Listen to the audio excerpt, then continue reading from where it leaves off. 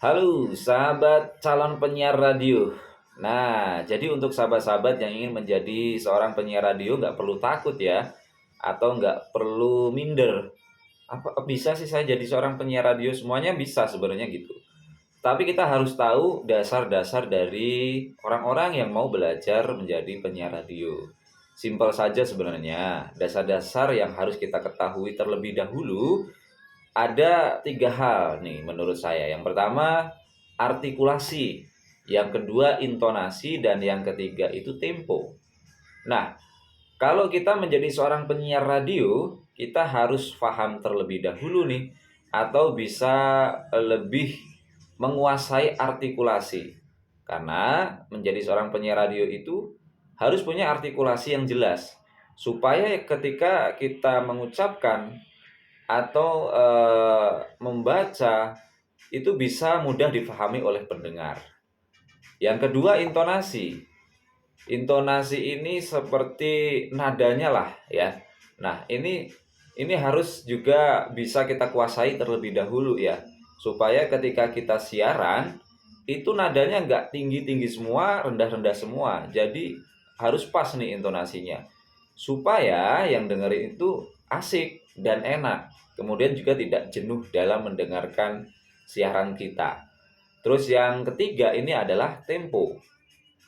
Tidak hanya ketika kita menyanyi saja ya, menjadi seorang penyiar radio juga memerlukan tempo. Karena setiap program di penyiaran itu berbeda-beda.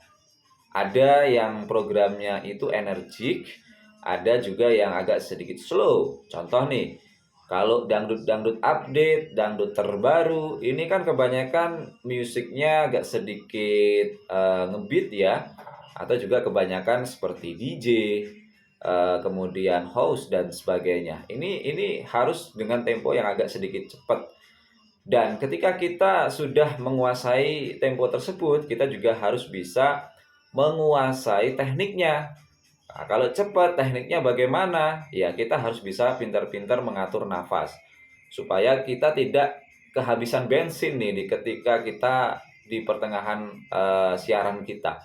Karena ketika kita siaran ini kan lama ya durasinya, bisa 1 jam, bisa 2 jam, bahkan 3 jam, tergantung programnya masing-masing.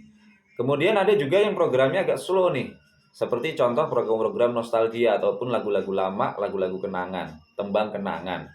Nah, ini nggak mungkin dengan tempo yang cepat, yang energik, yang semangat, ya. Tapi harus menguasai tempo yang agak sedikit slow, ya. Tapi tidak terlalu slow banget, sedang-sedang lah. Nah, tapi kan nggak se-energik ketika kita membawakan program dangdut energik atau dangdut-dangdut terbaru.